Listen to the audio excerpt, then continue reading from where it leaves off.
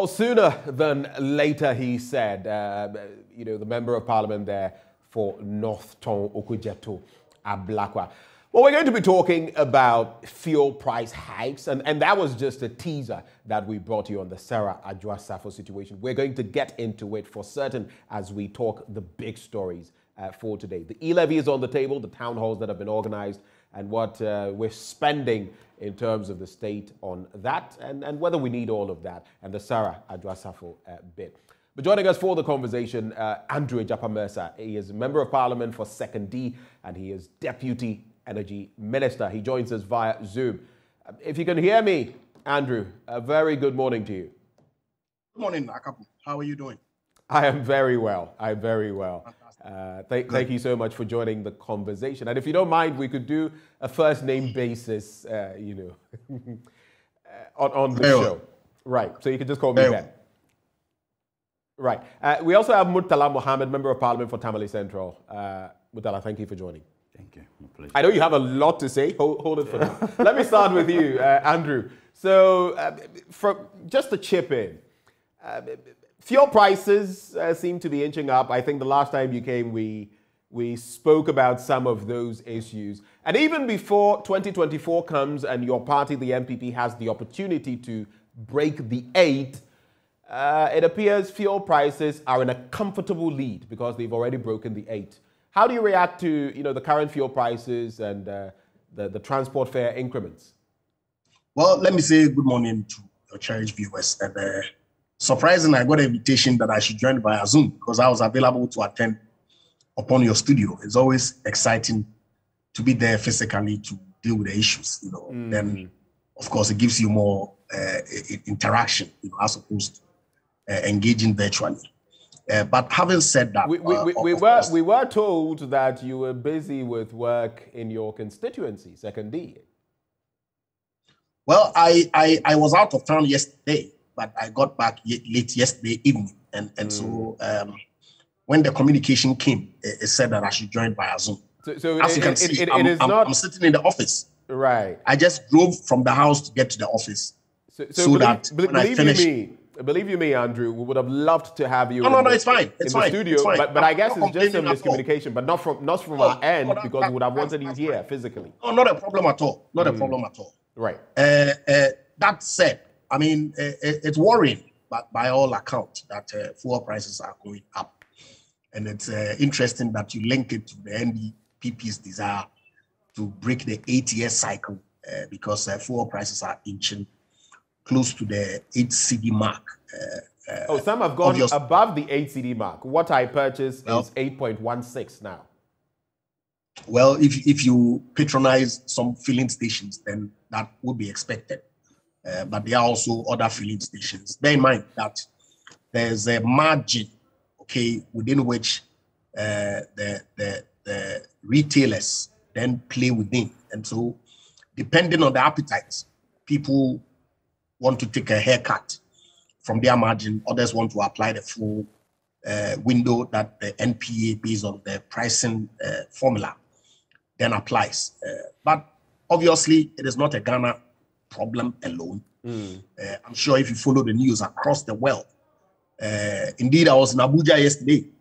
I see. And the queues at filling stations that we experienced driving between the airport and the seat of government was surprising.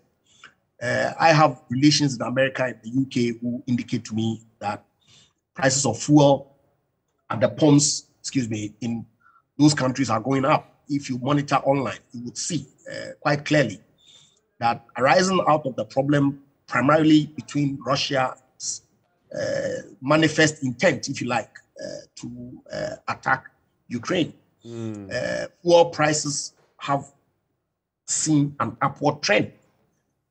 Obviously, that is a key factor in determining the price of fuel at the pumps. Bear in mind that in the past, prior to 2015, we were not practicing a deregulated system, And so government then provided subsidies to complement the price of fuel at the pumps. Increasingly over the years, that subsidy amount ballooned to the point where it became unsustainable to continue on that path. And so in 2015, and I say, of course, well thought through policy was rolled out by the NDC administration to deregulate entirely government participation in the petroleum pricing regime.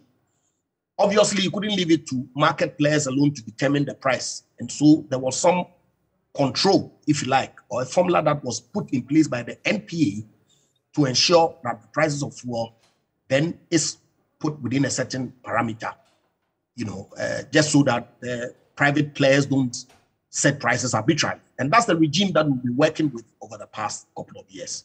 I agree that exchange rate also plays a key factor in determining the price at the pump, because these are products that are imported.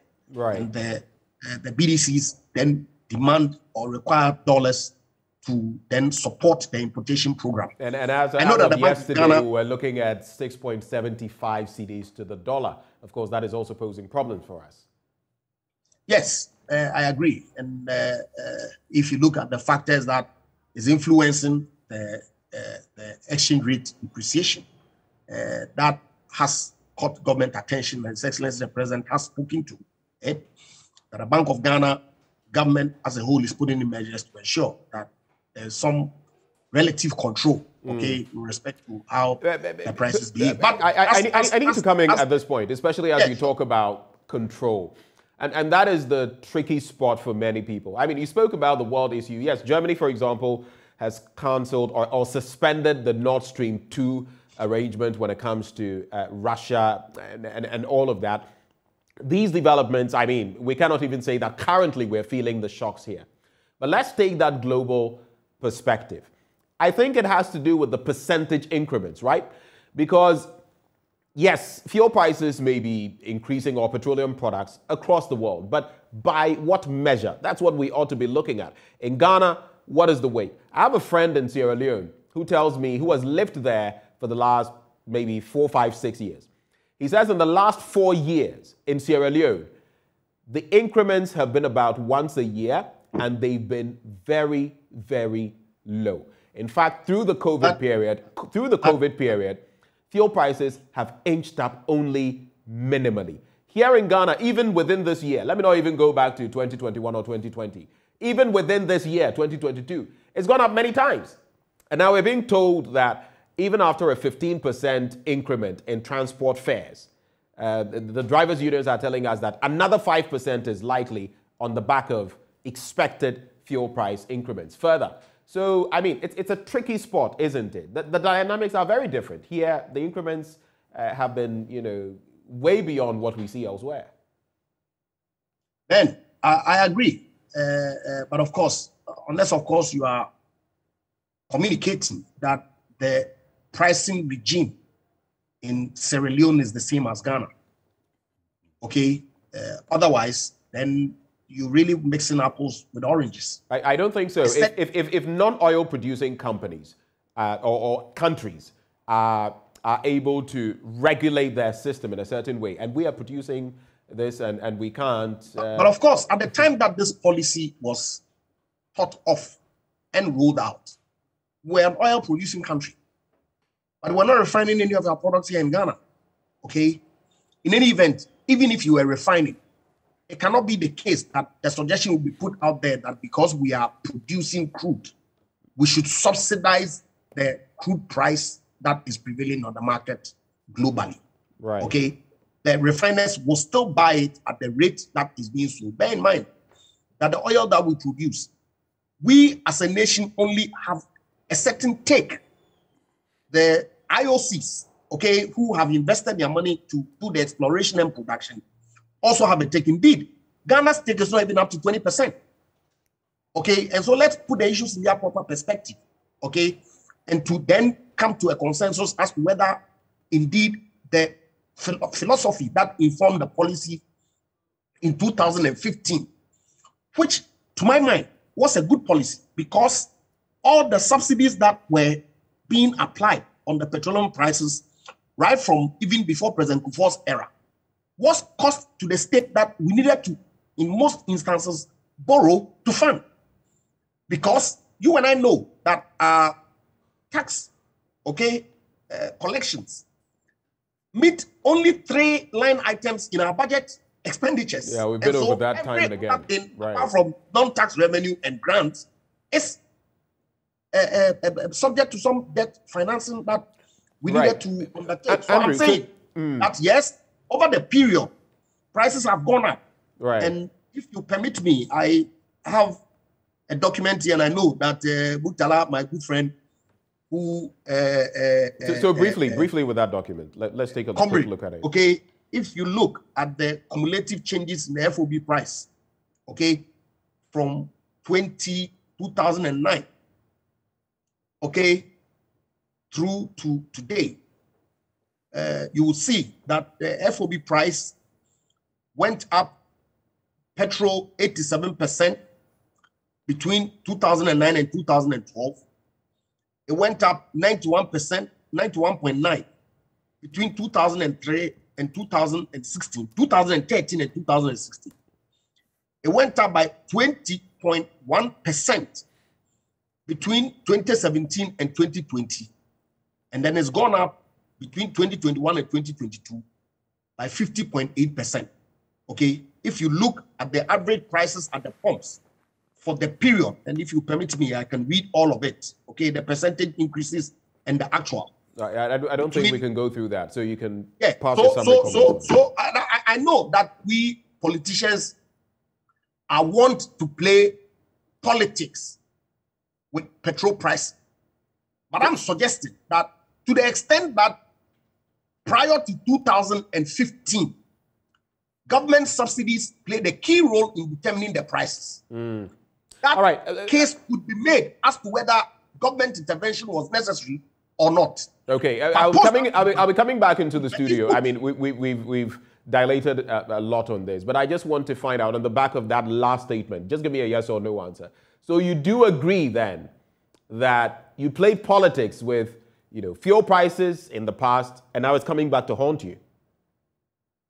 I said politicians. Yes, but did you play politics with it? And now is it playing out negatively against you? Look, we're in this country when the NDC told us that when they come to power, they're going to reduce petrol prices. Andrew, can you give me a yes or no answer to that? Did you play politics with... I'm going to give you a yes or no answer. I'm saying to you that we politicians across both aisles, want to play politics with the petroleum prices. But a certain point, which the NDC rightfully introduced, was to take government participation in the price setting, and so post that period, we ought to begin to have a conversation whether we will continue on that path.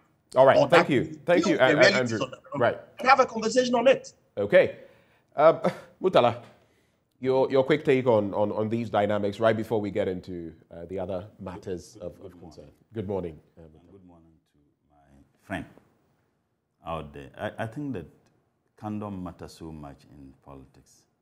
In one breath, when we made a reference to Sierra Leone, he says, don't mix oranges with apples. Yet, he found it convenient to mix oranges with pebbles. With pebbles? Yes, when he was talking about the challenges in Nigeria, challenges in America, that he has friends in America and in Europe, that there is a global challenge as a result of the problem between Russia and Ukraine. Yet he found it very convenient to compare the fact that the Americans are experiencing that it is not something that is strange if you experience that. Yet when you made reference to Sierra Leone, he quickly said, don't mix oranges with pebbles. And let me also state that this is not the first time we have challenges globally, challenges that have direct, effect on petroleum prices or crude oil prices across the globe. Under the NDC, we experienced that several times. Under the MPP, we continue to experience that. He also found it very convenient and rather disingenuously to talk about things that occasioned the increases in prices of fuel without talking about the tax buildup. That was the bane of the argument that the MPP made. When we made references to global challenges, when we made references to rise in prices of crude globally, they said, no, it is not just the rise in prices. It has to do with the taxes imposed on the petroleum price. So what has changed? I think that let's respect the people of this country. And in fact, this attempt to tell us that no, under the NDC, it increased by this percentage, under this. We are not, look, the ordinary man walking on the street is not interested in these percentages. It's interested in how much was it sold. When you went to town, making a whole lot of noise about petroleum, prices of petrol and other petroleum products when the NDC was in office. How much is it now? That is what is in the interest of the people of this country. And the reasons why Ghanaians voted the NDC out was the falsehood you peddled. You tried to hoodwink them into believing that you had the magic one. Now, you talk about the CD and the dollar. And they say, oh yeah, it could also be one of the, in fact, it's a major reason why prices of, petroleum products are escalating. And it has to do with how you mismanage the economy of this country. The reason why we are finding this challenge is mismanagement. Now, when you said that, oh, you bought it at 8 cities, 8.16. And say, oh, depending on where you bought it. I mean, should this be depending on where you bought it? It doesn't still matter. The petroleum prices have actually crossed the 8. They've already broken the 8. The euro has, in fact, it has even set another record. It has broken the 8. The pound has broken the 8. What is left to be broken is the mess that this government has created. And there is no denying the fact that the ordinary man walking on the street is crying. The reason why we have this, and that is why all the time I talk about this, we were spending about $500 million importing rice into this country. This government is now spending over $1 billion. And these are official statements from government. What has occasioned that? If you have mismanaged the economy and the challenges come upon you, you should be apologizing to the people of this country today. You should be telling them that we beg you, we peddled falsehood, we deceived you into believing that we had the magic one. And I was happy on my way. I was listening to Joy Radio. And so one economist once said, if your exchange rate is if your economy is if your fundamentals are weak, the exchange rate will expose you. And a texter said that if the fundamentals of the economy are weak, the excruciating economic conditions that the people of this country go through will expose you. So I don't want to waste my time on this topic because, frankly speaking, when you begin to assess the pain of people at a distance, these are the kinds of comments. And it resonates in all the commentary that is made by MPP and MPP spokespersons in the matter of this. Stop comparing. You see, this idea that hurts so much to the ordinary Ghanaian is when you begin to say, let me give you the figures, I know they will do politics with it. And when you ask him that, oh, did you do politics with it? He was not being candid enough to say, yes, we did politics with it. If he asked me that question, I will tell you. Yes, I was about to ask you that. Do you agree we shouldn't do politics as far as, petroleum products? Look, I'm saying that the issue of governance in a democracy is political. The decisions we take in this country is politics. We have agreed as a state not to be governed or ruled by a military dictator. We have agreed to charter the path of democracy. And all aspects of democracy anchored on politics. It's a competitive politicking. So there is nothing wrong doing politics with these kinds of things as long as the politics you do are justified. Right. Now, if you told me that the reason why petroleum prices were higher under the NDC was not only because of global, hike in prices of crude, but it had to do also with the tax buildup. The decision to remove those taxes, that particular decision is a political decision. So if you told me that under the NDC, accept it, that yes, this thing is also applicable under this government. But when you begin to say, oh no, it's about politicians. The NDC is not ruling this country today. The political party that's ruling Ghana today is the NPP. So this attempt always to say politicians, and I have realized one thing, particularly from section of the civil society, organizations and some, that is how all politicians are. That is not how all politicians are. At any material moment, the particular group of persons who are given the mandate to govern have a moral duty and a responsibility to respond to the need of the Ghanaian people. So when we begin to question, don't tell me that is how all politicians are and that we did politics with it. Look, interestingly, one of his colleagues, my teacher, Dr. Amin Anta, Go and read the press conferences and statement the issued when he was at ESE. What has changed? All right. Let me just acknowledge, a lot of you are sharing your thoughts on the fuel prices, the increments and all of that. And some of you going ahead to talk about the E-Levy. I see Jerry Adwoa, for example, on Facebook, talking about the fact that the E-Levy is the best way to go and not to go to the IMF. And Famous Smith comes through with a response. You are free to pay the E-Levy alone. We'll be getting into that discourse shortly. But Andrew, do you have maybe a quick reaction to some of the comments of Murtala? I'll give you 40 seconds if you do. If not, we'll go straight into... Of course, I have a response. Right. Of course. 40 seconds. Let's go. You see, look, it's important that when we're having the conversations, we situate them in their proper context. Yes, I agree that there's an MPP that is ruling today. Okay? But you are campaigning, obviously, to be the alternative that Ghanaians should give you an opportunity to come and govern. And so it's important that when we're having the conversations, we put the issues side by side so that people can then make an informed choice as between the two who is managing the economy better. Look, he says figures. Figures are important. And so when we have to use it, we use it. Let me give you one statistic, okay? And just one. Like I said, just one because of time. I agree that at a certain point, a decision was taken to take out government intervention in the price build-up or setting. Because if you look at the taxes that he's making reference to, when they come into government, the taxes on petroleum products was about 28 pesos. They increased it to 140 plus. This government has moved it to 160 plus.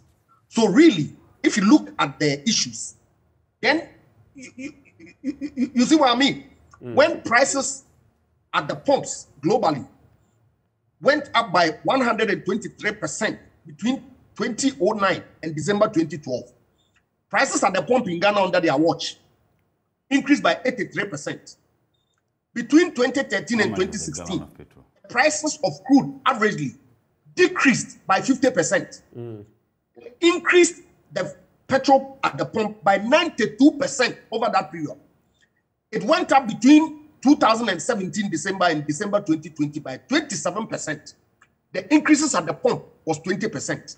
So basically, just to ask you this question. So basically, even if all these figures, because I cannot immediately confirm, are correct, you're suggesting that it balances out everything, right? It increased by these margins under them, and it's increasing by these margins under you. So what I'm saying, okay, right? what I'm saying is that even during the era of subsidies, they still increase the prices significantly more than what is pertaining today with the deregulation under the NPP administration.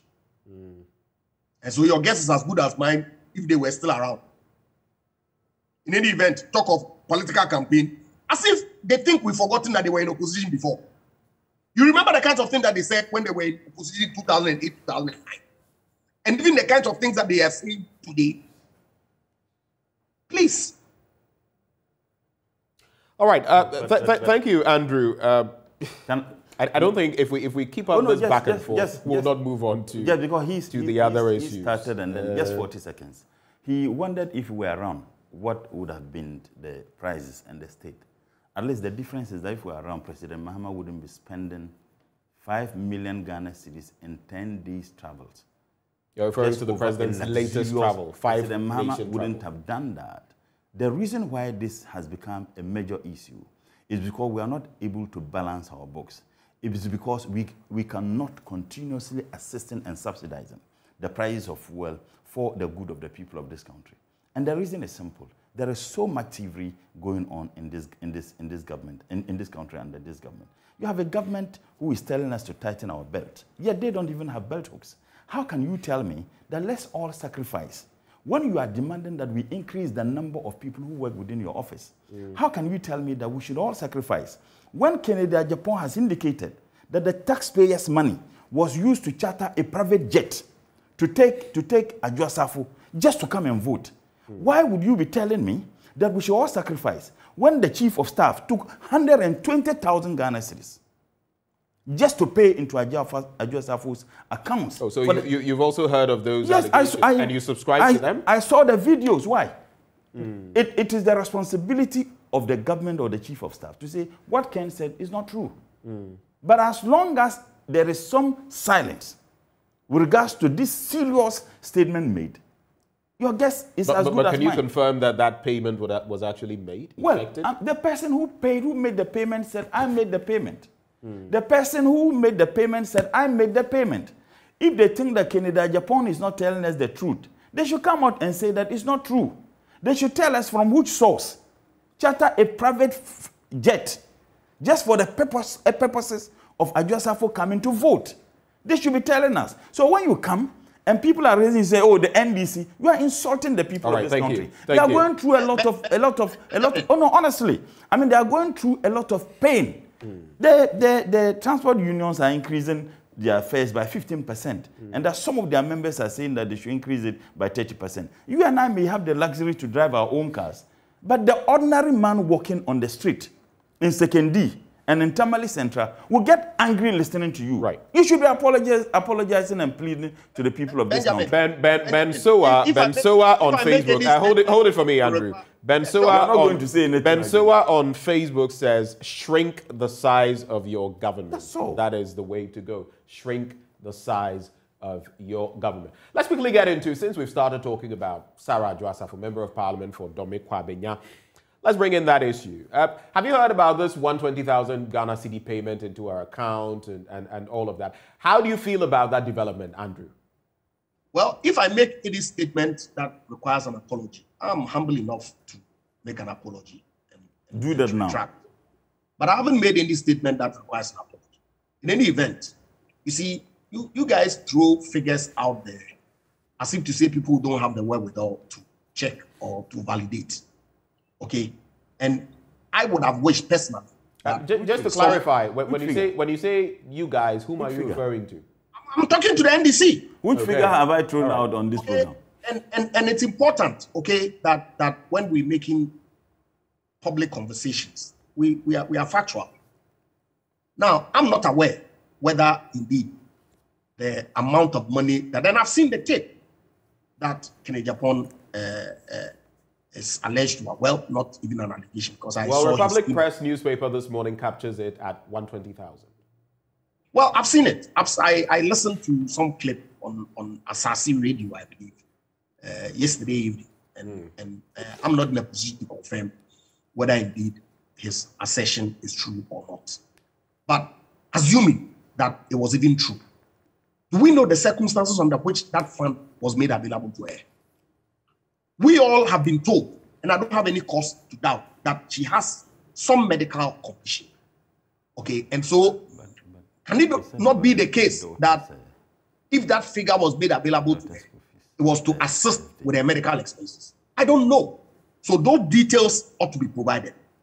But I'm saying that in this assertion about private jet, so you're suggesting it could be that owing to her health situation, this money was put into her account to aid her, take care of her hospital bills or something, right? I don't know. At this point, we can all only conjecture. Okay?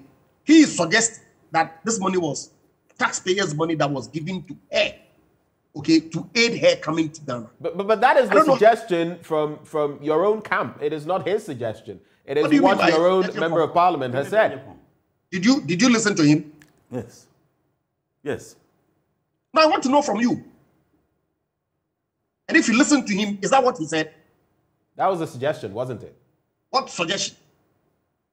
That's your understanding. What is your understanding? I don't know. I'm saying that it could be for whatever reason. And so it's important that that clarification is made.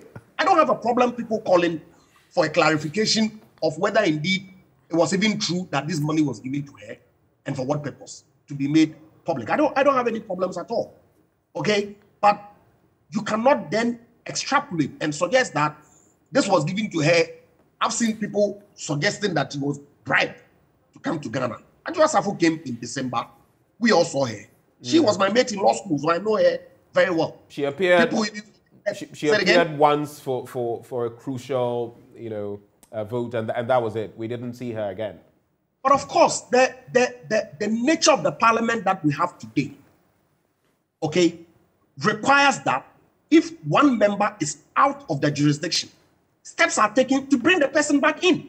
Okay. Who does That is the reality that we face as a country.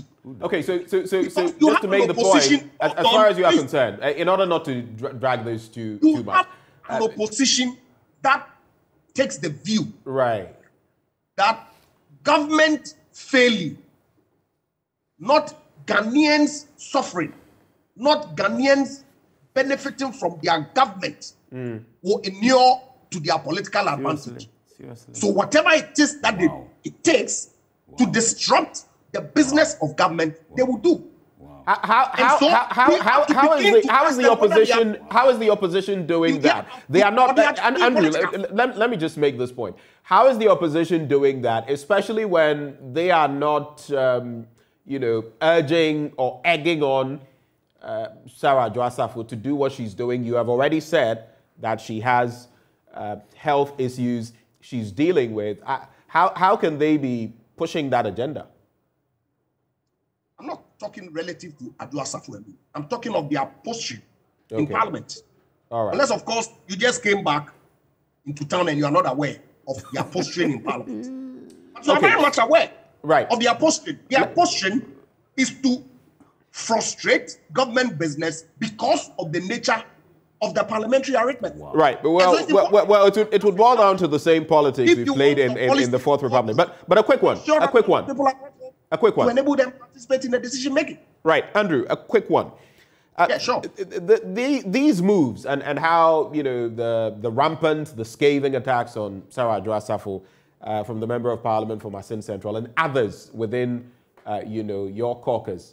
Some have taken exception to it and felt that, especially as a woman, you're not being fair to her. There are people who have had medical issues and dealt with them. In fact, the Member of Parliament for Ningo Prampram, Sam George, says the Lower West Akim lawmaker, Chebafor, in 2019 went practically an entire year without being in Parliament.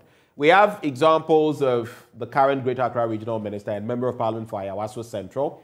We have that of Kennedy Ejapong himself, Asin Central Member of Parliament, who supposedly missed 18 sessions back-to-back in Parliament, and they didn't get any flack for it. I know the procedure and the processes to follow, but why is the case of Sarah Adwoa Safo different, and why are there moves to relieve her of her seat?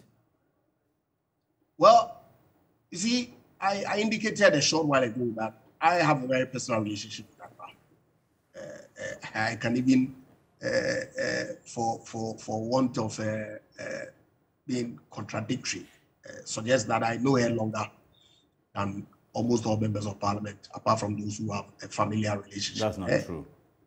I said, well, I went to school with her. I was in Legon with her. I went to Legon with her the same year, and she was my friend. Is this going to be a banter on who knows Adwoa Safo better? Anyway, but do go ahead.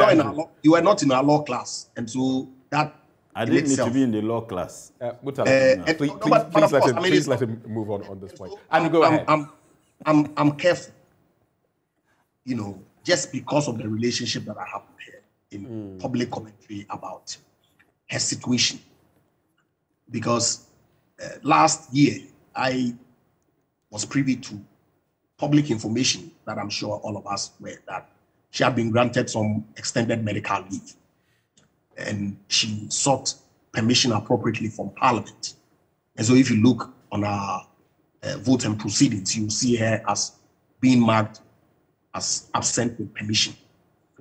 Unfortunately, when we came for the first meeting of the second session, which is this year, I've noticed that she's marked as absent, not absent with permission. But of course, the issues that have come up, obviously from Honorable Kennedy Ejapong and some other people, from where I sit, it's purely born out of frustration. Right. Because you know that Honorable Kennedy Ejapong has 2 children with Adwoa Safo. Yesterday, the clip that I listened to, he made assertions to that, confirmed and then proceeded to even suggest why people are accusing him and insulting him for having gone to support Adwoa Safo in the 2020 general elections, particularly at the primaries and also in the elections. And so there are some emotions that are at play. And I would only urge caution because, like I said, of course, if people who are closer to her know her situation, and if the allegations that we're hearing of some demands are true, then that would be unfortunate. Do you feel your friend Adwoa Safo is deliberately holding your party to ransom? Very briefly on that. What is your honest take? Be candid.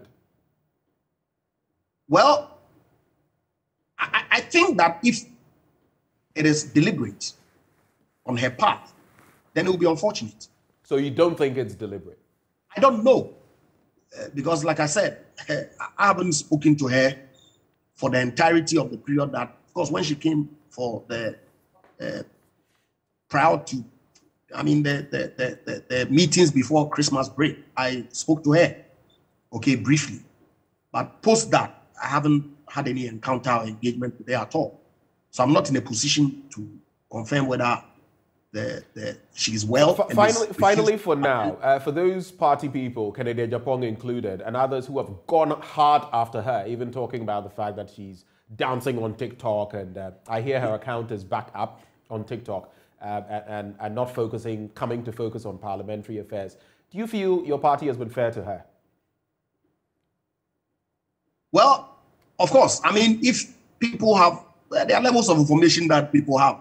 I mean, I do not have detailed information about what is going on in her private life. But if people have some information that makes them draw the conclusion that her actions are deliberate, she's doing this to exact some, if you like, demands from government, then I would conclude that that's very unfortunate, and I would urge her to reconsider her position and attend before Parliament to participate with the work of government. Thank you, Andrew. Let me come into the studio with Murtala. So your quick take on this matter, and again, walk us through the processes. If in Parliament we have to oust, so to speak, I'm choosing my words carefully. In Parliament, you may have different terminologies. Adwoa Safo and make her seat available for a by-election or stuff like that. But what is your quick take on this development? Frankly, I mean, the arrogance from these our friends is just telling. I mean, he turns around and he says that the NDC's agenda is to frustrate the people of this, frustrate the government. We are not concerned about the interests or the suffering of the people of this country. I think those points are made. No. We can quickly gloss over them. I won't gloss over them. Okay, then make the point brief. I won't gloss over them because he says that that is the agenda of the NDC, a party I proudly belong. First and foremost, ISE has the same position the NDC has. Show me one single civil society organization that is not in support of the position of the NDC with regards to the E-Levy. As a matter of fact, when we had the post-budget review, all the experts who were brought there, including Dr. Ali Nacha, they all raised issues with this E-Levy. Joy FM, you conducted a survey. Over 90% of the people of this country says they're against the E-Levy. It was a survey, I think, somewhere in the Ashanti region. Yes, so we can't say it is a national picture. But yes, I agree. Hold on. Central University conducted a survey. Over 90% of the people of this country say they're against E-Levy. The number of people who have poured on the street of Accra demonstrating against the E-Levy, conveniently, it is the NDC. And what the NDC does is to frustrate government. I think some of those things are said tongue-in-cheek. So let's get to this. No, you see, we are communicating to people. People are watching us. Right. And that is the agenda. Anytime they want to run away from their own mess, they use the NDC as a reason. The people of this country are smarter than what my friend wants to do. So on Adwoa Safo. In the first place, you see, I listened to Canada, Japan, and I think as I radio, I watch it on social media because I don't listen to that radio station anyway. And then when they asked him about whether the possibility of Adwoa Safo seat being declared vacant. And that is if the MPP decides to sack Adwoa Safo from the party. They say, oh yeah, why not? I think we should need to get something very clear. If Adwoa Safo decides to leave NPP, her seat will automatically be declared vacant. Right. And there will be an automatic by-elections. But that decision has not been made. That is, if she decides as a person to leave NPP, we have examples. The likes of Professor Wayuseni, when he cross-carpeted from NDC to MPP, it was automatically yes, of course, there are declared procedures to follow, vacant. yes. But if the MPP sacks her, the seat will not be declared vacant. Someone would have to petition the Speaker. The Speaker will refer it to the Privileges Committee. If the Privileges Committee takes a decision, they will bring it to plenary. And plenary... As the full House. The full House. We must vote. And 2/3 of members must vote in support of a decision to declare that seat vacant. So basically, you're telling me that if they go down this road... We will not. They will lose one seat because you would definitely not add to the numbers for them to get 2/3. We won't do that. So Adwoa Safo will just be in Parliament. She may be sacked from the NPP. I'm saying that if that happens, and I've heard a lot of them, the General Secretary of the NPP, it's possible. Refer it to, petition the Speaker. The Speaker refers it to the Privileges Committee. If the Privileges Committee decides that, yes, let's declare the seat vacant, that final decision must be done by the full House. And per the standing orders, and also even the Constitution, you need 2/3 to support that motion, that the seat be declared vacant. We will not support it. So in other words, the best option for the MPP is to literally beg Adwoa Safo to come back to Parliament. You see, even if Adwoa Safo were in Ghana, they still cannot have E-Levy pass. God is speaking to them in a language they are failing to listen. God is speaking to the MPP in a language... Yes, but they are failing to listen. He knows. And I don't want to put certain information out here. If Adwoa Safo were to be in Ghana, they will still not have the numbers. And he knows it. How so?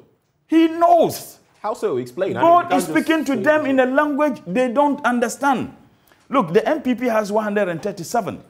If you add the independent, they have 138. Yes. You have the majority, the chief whip, the majority chief whip, my good friend Honorable Anodompre, who even questioned the travels of the Speaker and said that virtually that the Speaker was doing it deliberately just to frustrate the E-Levy. The Speaker is home over a week now. Why are they not bringing the E-Levy? So they simply don't have the numbers. Even if Adwoa Safo were to be in Ghana, they will still not have the numbers. And he knows. The MPP people, they know. All the MPP members of Parliament and all our colleagues know. I don't want to put that information out here. They don't have the numbers. It's been suggested that there are other members who are also unwell. Is that yes. what you're pointing at? Yes. And we wish them speedy recovery. Because I feel genuinely worried. I won't wish something, and that's why I don't want to put that information out here. God is speaking to them. But they have very strong ears. They don't want to listen.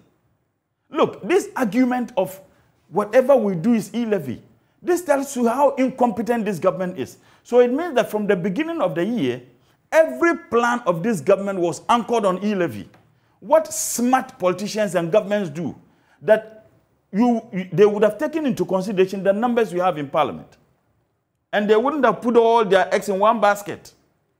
It tells you how crass, incompetent this government is. A competent government would have known that, yes, this thing we are bringing in, it's possible that the opposition will not accept it. At a time when you have all these people raising questions about it, why would you tell me to pay taxes? Why would you tell me to tighten my belt when you are not, your actions are not demonstrable of humility and managing even the scarce resources you have? Andrew, on this beat, I just want us to, because now the E-Levy itself has come in, and that is why it is so important. I don't think the Dome Kwabena MP situation would have been so crucial if this entire bit about the numbers hadn't come up, and the E-Levy as well. Your party has organized a number of town hall engagements, the last one in Wa, and some of what we were told was that without the E-Levy, even security would be compromised in certain areas. We want better roads, E-Levy. We've been told by a member of parliament that if you want free SHS to stay, the way to go is the E-Levy. Do you have any idea And I don't have that information. So I'm going to ask you, do you have any idea how much these town hall engagements are costing the ordinary Ghanaian taxpayer? Do you have any idea you can share with us? Well, I do not have any idea, but it's surprising that that would be your focus. No, I'm just asking a question. No, it's really surprising that would be a focus for a question. Why is that a problem for you? But of course, what if government is embarking on a public education using the taxpayers' money encounter? Your focus is the cost. And why not? It's unbelievable. What public education? Government should not embark on a public education. Government should not. Is that your suggestion? I'm merely asking about the cost. I'm not saying that you shouldn't. I'm asking how much is it costing us? Why should that even be the And I'm focus? asking you, why should it not? And I'm asking you whether government should not embark on public education. You are not answering my question. You pose the question to me and you say, why should it be? And I'm asking you back, why should it not? But I've given you the answer. Which is what? Public education is not part of governance. And your focus is the cost. It's unbelievable. Well, it's unbelievable that you are suggesting what you are, but you go ahead and make your point. But I'm surprised. Of all the issues, is the cost of the town hall that will be the focus of your question. So it cannot be one of the things I would want to discourse on. Why would it be? Why would it not be? Let me tell you, even with the NCCE, even a body like the NCCE mandated to do some of these things, if something is done, there is a campaign, I have genuine reason to ask this campaign of national interest, how much is going into it? Is that wrong? There's nothing wrong with that. Very well, it's fine. Look, you see, I think that the issues regarding this E-Levy is deliberately, and I say so without a doubt that my position is right, being skewed to make it fail. And when I say the NDC posturing, I owe no apologies whatsoever.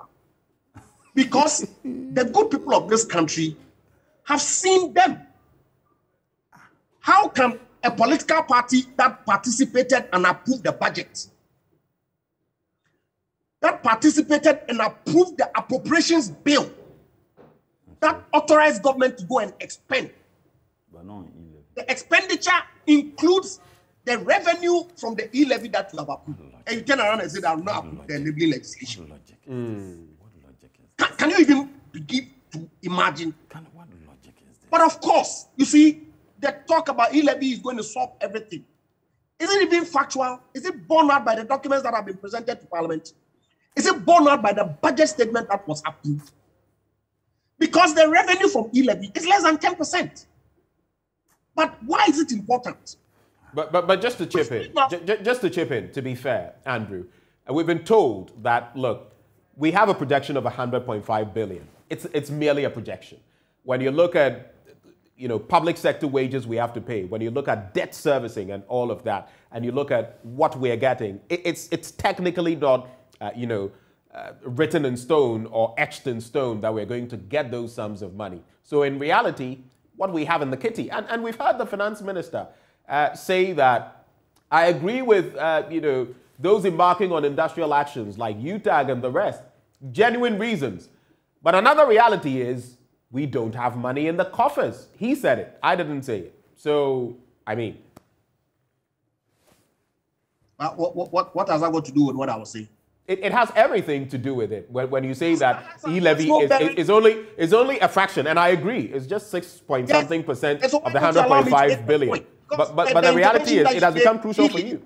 Really, with all due respect, has no bearing whatsoever. Because I'm speaking to the problem that we find ourselves in. Which is what? When I hear Mutala use words like incompetent, it's baffling. Why? Look, why are we where we are? It's important. It's because of your mess. It's because, you can call it mess, but I do not think that it would be responsible, it would have been responsible on the part of this government not to pay all the contractual obligations for the power sector contracts that we signed. ESLA. Okay. ESLA, look at the documents. Oh, ESLA. ESLA was intended to pay energy sector debt past. And what happened? You added excess power that has not been used. That is not true. Okay. So a quick one. A quick one. Please, you took my time, and you're not going to allow me to even make. You can take 2 minutes of my time. Give him 2 minutes of my time. Okay, so Murtala will not come in. Murtala will not come in on this point. I'm giving you an extra minute. Go ahead. 1 minute. I'm coordinating this. 1 minute. Make your point. It would have been irresponsible on the part of government not to pay those bills. It would have been irresponsible on the part of government to allow the banks that were suffering to collapse without remedy for the depositors. All those sums of monies were cost to the state. Now you already have a budget cycle that is filled, laced with so much rigidities that only 3 line items take practically all your tax revenue plus some. And so all those expenditures that you incur, it's all debt that you contract. Now, 2020 comes and COVID compounds the problems that were already in place. Recall that because these expenditure items were not regular budgetary expenditure cycles, that was why government took them out and did the below the line reporting in the same document that they accused government of hiding figures, in a document that was presented in parliament. Okay. And so we are where we are. Question is this, that what is the way out? Do we stay in there and borrow more to fund the expenditure that our revenue is unable to meet? Or we need to find new revenue handles, reduce the debt, and make sure that we bring our economy into some... Andrew, the 1 minute, 2 minutes we're drawing curtains on the conversation, and I just need you to do this in 30 seconds for me. We have to wrap on the conversation. I know I'll be fair to you because you gave out some of your time. But a quick one, Andrew. Yesterday I was engaging former Deputy Information Minister Felix Kwakye-Ofosu, and Famous Smith sends a message on Facebook that reminds me of something he said. He says, "You cannot live a champagne life on an akpeteshi budget," suggesting that is what your administration is doing. In some 10 seconds, can you react to that? What does that mean to say you cannot? He is basically saying you are not cutting your coat according to the size of cloth you have. You cannot live a champagne life on an akpeteshi budget. Before, and these are matters that are really unnecessary in putting out in the public domain. But before my political career, I flew first class with the president. The people of this country... Please let him make his point. You see, that's why I said, you see, look, yesterday, Excellency the President went to Niamey and Abuja on the Falcon because it's a short-haul flight. But if he has to do long haul and he has to charter a plane, why not? Okay. Andrew, thank you. People think that we'd have to pause it there. Thank you. I think your point is... I'll give you one example. The Vice President, I traveled with him to Guyana. It is a 7-hour flight, essentially from here, direct to Guyana. We spent almost 23 hours transiting through New York and Miami. Is that how we expect our executive time to be spent at airports? All right, thank you. Murtala, 1 minute. I beg of you, well, 1 minute, and let's wrap this conversation. During the E-Levy debate in Parliament, the same presidential jet they are claiming cannot go a long haul. They used it to Germany to pick an MPP MP. An MPP MP was flown from Germany with the presidential jet just to come and vote in support of Which member of parliament? Well, I will tell you.